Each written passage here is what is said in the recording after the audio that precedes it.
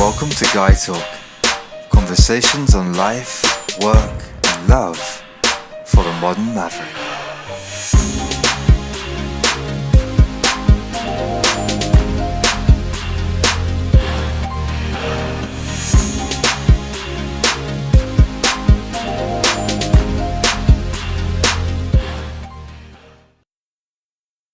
Hello and welcome back to Guy Talk episode 4. Today on the call we're joined by Rebecca Mara. Rebecca is an intuitive coach, a bodyworker and energy healer, and she practices from the town of Boulder in Colorado. I met Rebecca 2 years ago now whilst I was in Boulder for a conference, and when considering guests for this podcast series, she was one of the first names on my list. So I'm delighted to have her on today. We're going to be discussing her greatest challenges and insights so far in relating with men, just what a man of excellence means to her, and we're also going to be discussing how she transitioned in her career from high-flying financier to currently being a body and energy healer and an intuitive coach. So, welcome on board, Rebecca. Hello. So, first things first, we'll get an introduction from Rebecca and we'll hear a bit about her story. Okay.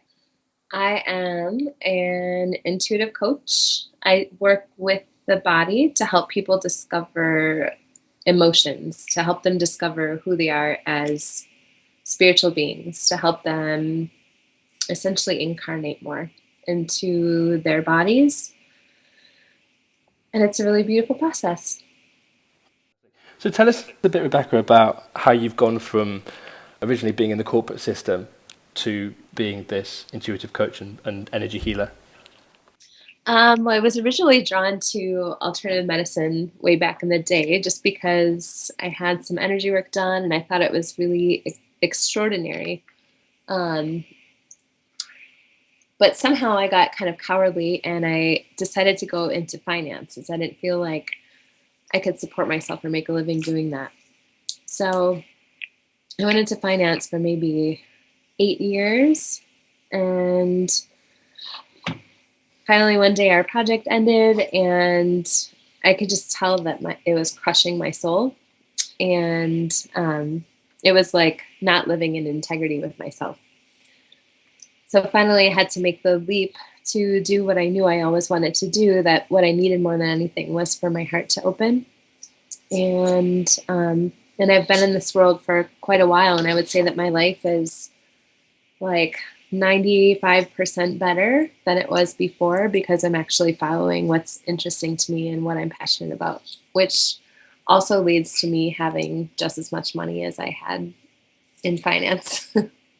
So I think when you are very passionate about something and willing to dive into it and really be with it, that the money follows. What were the major challenges that you faced in switching career paths? Well, to be honest, I knew that I had to. It was killing me. Like I was in that much pain that I had to make the transition. So it was a total leap of faith, having no clue that there would be a next step. I can say it was probably the most difficult thing I've ever done in my life. It was total ego death. I had found a lot of security in money, in being associated with intelligent people, with a lot of emotional security with money, and with some level of status. And to not have that as a crutch or a validating factor to lean on anymore was mortifying for me. So as that part of my ego that felt safe from these really external false things in myself, as that shattered, a new part of myself started to be born. That was my true self. And I would say that phase was pretty brief, but pretty excruciating. It was probably like a few months of rock bottom. And then all of a sudden I started looking around and I was like, oh, everything's actually really great. oh my God, I have everything that I need and I'm making like a quarter of the money that I used to make, and I'm not even noticing because I feel happy. I feel connected. I'm caring for people. I'm interacting with people in really beautiful and loving ways all the time. I get to be creative. And I was just exploring things that were interesting to me and found a way to make that sustainable. How did you end up in the field of body and energy work? It was actually, I had already planted seeds with it. I was kind of I would go to all these schoolings and then drop out when I was younger. So I went to school for Chinese medicine, for Ayurveda, for massage, and I never finished. I dropped out every time for whatever reason.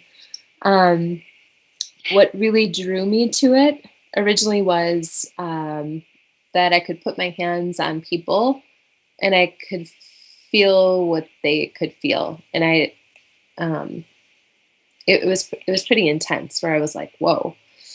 And it actually scared me, which is part of why I took a break for 10 years from any of that. But what actually really drew me to it was the mystery of unraveling who we are and what we are. So there's this woman that gave me Reiki, and she would put her hand on me, and all of a sudden I would have all these emotions come flooding up to the surface, and I would remember all these things that I couldn't remember. And I had no idea how she gave me access to this part of myself. So I knew that that energy work and working with the body and energy field would lead me to understanding what we are as human, as soul or spirit incarnate.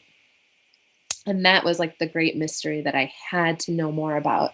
So when I made the transition, it was actually really practical in some ways because I do have a more logical part of my brain that's like, okay, I'm going to do massage first because that'll give me a platform to do all this more woo-woo stuff from as I develop my skills. So, and now that's starting to transition where it's more of just the energetic, emotional stuff and the body work less. But even when people come in for body work, I'm like, hey, do you notice that you internalize all of your stress, that your body is rock hard everywhere? And people are like, no, I didn't even notice. Like, I think I'm easygoing. And then I'm like, well, let's start with a little breathing and start noticing where your body is actually gripping and bracing and firing when there's no threat around. And then what happens when you relax that? It's totally scary. um, and then a new level of being starts developing where those same people come in and their bodies are like butter and they're way more in contact. Fantastic. Yeah. And how did you transition then from, so you started out doing this body work, doing this massage, and now obviously you're this intuitive coach, you're an energy healer, and there are also many other facets to your work. So how did you manage to slowly incorporate your work to include more energy work? Mm-hmm. It's partly because I'm a training addict, so I'm always in some kind of program. So right now I'm in 2 programs. I'm redoing one I did 3 years ago for the 3rd time. So that's part of it. But I also would say that most things that I learn are actually just coming to me from working with people. Like from making physical contact with people, from learning how to be present with people, to be deeply present, not in my mind, not in my ego, to actually really be in contact with them. All the information comes from that. Okay, so now let's move on to this theme of a man of excellence. So what does a man of excellence look like to you, Rebecca? The first thing that comes to mind is a man that can be present, that is actually really in contact with what's happening in the moment. Someone that has an intimacy with life, where when things are uncomfortable, they're still with it. don't dodge or get some kind of ego thing. It's being able to stay with what's happening in the moment and to still show up and not hide. That's my first hit on what makes a man of excellence, and I think that that's very rare. That men are, working with so many men and working with so many like so much of men in their bodies and how they are in their bodies, they're taught not to feel. And I actually feel a lot of sadness and compassion for that experience when men come to me and they don't even know that they want to feel, and all of a sudden they'll be like, oh, I don't know how to feel that. Like, I don't know how to sit with that. And really it's a matter of space holding. So the kind of man that I want to be with is a man that can hold space for me no matter what's happening. It's like being able to stand in the fire and not shy away, and to meet life and a woman with care and gentleness while still having this like strong container of like, I've got you.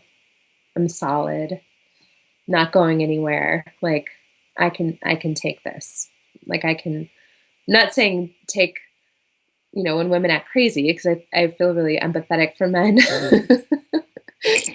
and women's wild emotions when they don't know how to differentiate or be responsible for their emotions. But it's a real strength to be able to be vulnerable and in contact with whatever's happening and whoever they're in connection with. Does that make sense? Yeah, I love what you have to say about presence. And we've touched upon this with other interviews in the past as well. We discussed in previous episodes a link between a guy that's on point and knows what his purpose is in life, and then being able to bring that to relationship with women, that focus, that presence. So do you see any relation in that respect? I actually think that can be really tricky. If any person is expected to be really clear about their purpose, that's a lot of pressure to not necessarily be where they are in the moment.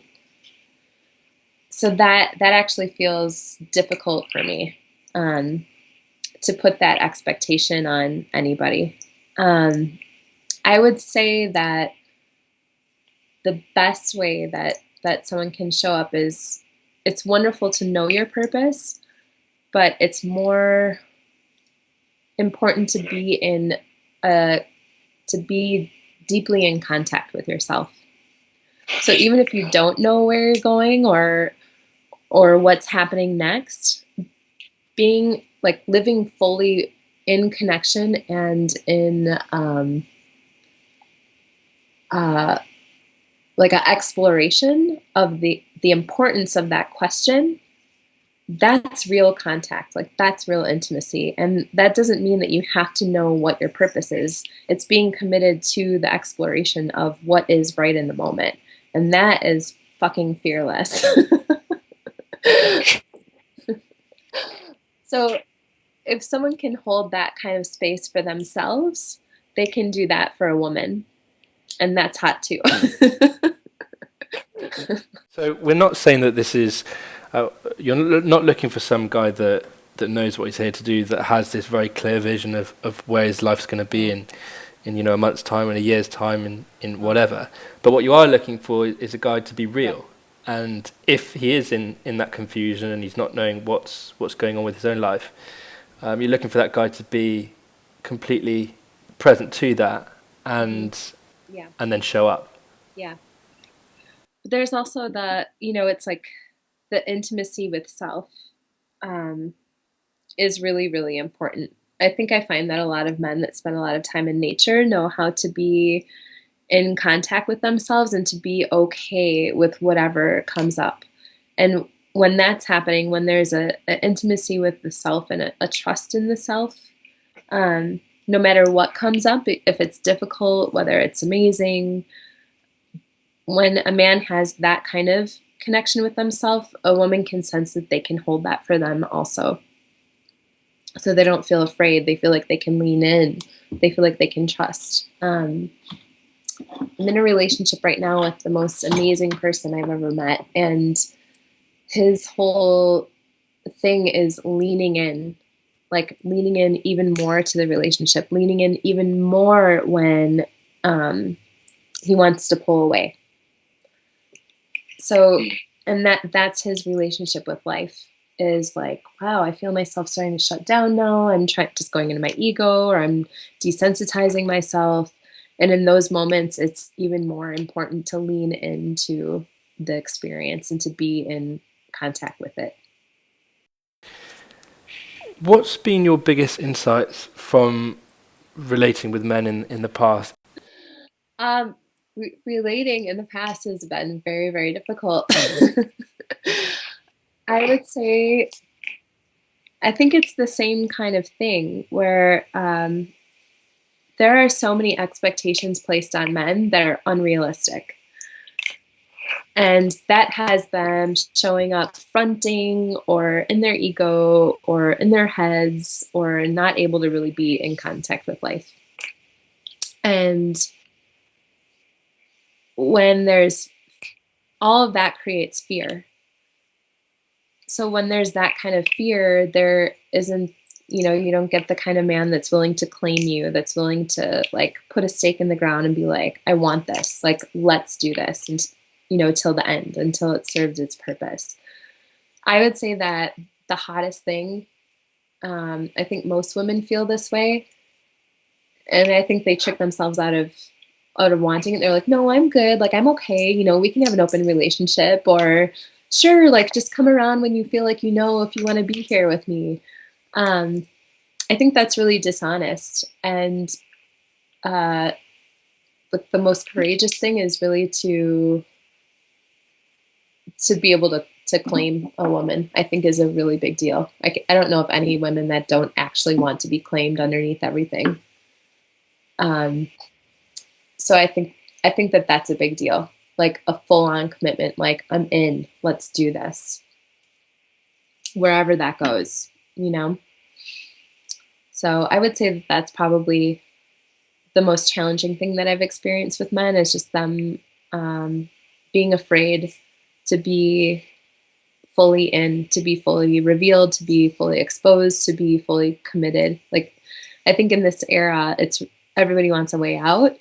And I can't say that I would want to be stuck next to some, loser guy for the rest of my life. If that's who I married when I was 18. Like, I really like having option to choose. But I think that there's a real fear of a real showing up for someone, of a complete commitment. Like, everyone's kind of like, oh, I don't know, like, can I trust you? And yes, building trust is important, but I wouldn't recommend trusting everyone at all. It's something that needs to be earned. But I think that it's too easy for us to be casual. I think that that's a really big problem. And I've hurt myself by being casual and not really, really honoring myself. I think being casual as well is a pretext for hiding oneself, because when you're into something, when you're not 100% in, it becomes easier to withdraw. And I think when you talk about claiming a woman, that's really powerful, because that is strong, that is Yeah. bold. You're there. You're putting your neck on the line there. So Yeah. I hear time and time again from women that I talk to about this, is that really for them distinguishes a man of excellence, someone that's not gonna play games, someone that's just gonna be absolutely all out there. So I love that you brought that up, and I think that surely is our growing edge as men. It's finding those moments in life when, not just with women but with everything, where we can put our stake in the ground and make that commitment with 150% of everything that we've got. Yeah. And I don't think all the pressure needs to fall on the man there either.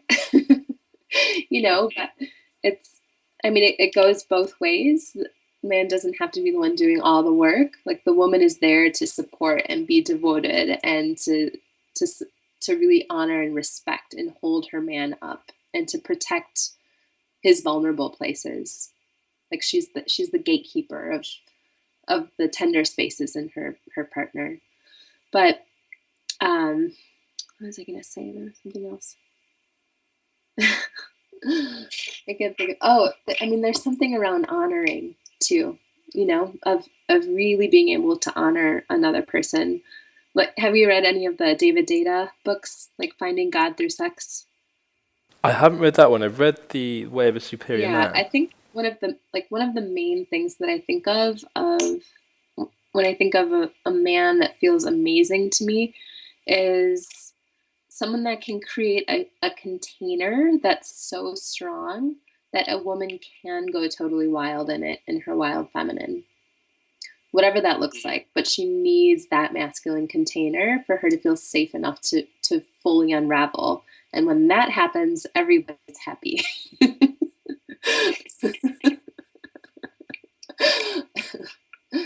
So I think that happens, physically and emotionally, big time. If a woman feels that supported and like someone has her back and isn't going away, um, she can fully blossom into the incredible being that she is. And what I'm hearing as well is that that initial step, that courageous step to claim your woman, or that is a pretext for being able to hold this vulnerable space. I think in mentioning your other point as well, the fact that initially you said that you were doing everything casually. I think when you're in that situation where you set the tone being, look, I'm all in here, absolutely all in, and you make that statement that you're going to be there, you make that commitment, I think then you do create that space where your vulnerability can be nurtured almost. That's what I'm hearing as well? Yes. Yes.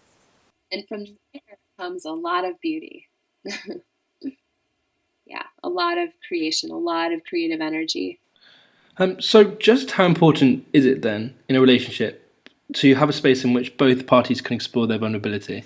I think it's imperative, it's mandatory, it's absolutely necessary. And um, I don't think we have to be vulnerable all the time in every moment. There's definitely time for play and levity and adventure, but in general, I think it's extremely important to be able to be vulnerable, to allow yourself to be seen. Um, that's where intimacy can happen. 'Cause if there is a piece that feels vulnerable and you build a block or a wall where someone else can't reach you, you lose connection and the intimacy is gone. Um, but when you can stay in contact with that vulnerability, or even say like, hey, I need you to find me right now, I feel it's hard for me to connect. Or just saying, I feel kind of awkward, I'm not sure what's happening, can you just be with me in this space? Like, those moments actually keep the connection going and create so much richness. And actually, after vulnerable moments like that are probably when I've had the best sex ever, because I feel so connected. um, there's so much that's revealed, and so much that is being held, so I can trust that much more even to connect, you know. But if I build a wall, or my partner builds a wall, to protect some part of themselves that feels vulnerable, we start losing all the juice, you know. So Amazing. it's strength and vulnerability that, like, the true strength is in vulnerability, of being able to be with it. And it sounds like also this container that's been brought up is really a container in which both man and woman can be honest with themselves. I think from what I've observed with my relationships in the past is that when the going's got really tough and certain vulnerabilities have been triggered in either myself or in her, for me these are the moments that decide where you're at in the relationship. And what I mean by this is when you have both parties that are committed, that are absolutely committed to holding this space, which can see the other one go through their healing. I think that's one of the richest things that you can give to the other in that relationship.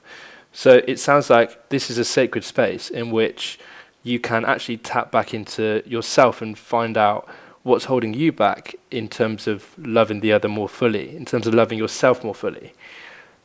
Does that ring true to you? Absolutely. Does that relate? It's amazing. Yeah. I love what you said about the vulnerable spaces being sacred, because that is my main experience of that, of it being like the most holy, of putting that much more preciousness into those moments, because it gives you so much fuel to be able to experience so much more, even whether that's love or of how you get fueled in your career from being that held by someone, by being that seen. It's like in those moments, in those kind of sacred, holy moments where it feels like things are falling apart, a lot of times that's when the greatest strength is born. You know, to go create your grandest dreams, because someone is actually seeing you in that space. It's really, yeah, really beautiful. And what I love about your ideal relationship model here is that I think these places that we fear the most within ourselves, we're often unconscious about. We don't actually realize until we're in that context of a relationship where something gets triggered and it comes up. And that for me is why this is such an incredible topic, because if you have that relationship with someone where you can create that container in which, because things will come up that you don't expect, and if you are able to see what comes up and not judge it and love it, I don't think it can get much more powerful from that in my perception. So I love this idea of this sacred space for vulnerability to, so that we can heal ourselves beyond where we think we need healing. I think to speak to that even more too is that there's an element of curiosity and differentiation where you're in a space of exploration and it's not personal. It doesn't define your value or your partner's value. So when you can both be in whatever space that you're in, but differentiated still, where it's about you, but it's not necessarily about you. The energy of it or the consciousness of it becomes very malleable. Like when you're curious about it, when you're not defining it, you're not judging it, you're not assessing it, there's so much movement that's possible, and you can shift things really quickly when you're really looking at whatever's happening with curiosity and that differentiation. I think that's extremely important in relationship, because it depersonalizes something that could be shaming or about the other person, and hook into their ego or their definition or identification with themselves. And instead, if you hold it in the space of care and curiosity, it shifts and melts really quickly, especially if it's something difficult. Well, Rebecca, unfortunately, we've run out of time. It seems to have absolutely flown by the last 20 minutes. But as a closing thought, really, is there anything that we haven't covered? I know that we've gone quite deep into vulnerability and holding these spaces within relationship. But is there anything else you'd like to discuss in relation to this theme of a man of excellence that we haven't already covered today? I think I would just say show up fully and courageously exactly the way that you are. Like being transparent, not having to project an image, just showing up exactly as you are, and being vulnerable about that is pretty incredible. Well, Rebecca, I love you. I think you're fantastic. I love you. You're fantastic. So that brings an end to episode 4. If you have any questions for either myself or Rebecca, then you can reach us at samturner93@yahoo.co.uk. And do look out for upcoming episodes. We've got some more fantastic guests coming up. So thanks very much for listening, and until next time, bye-bye.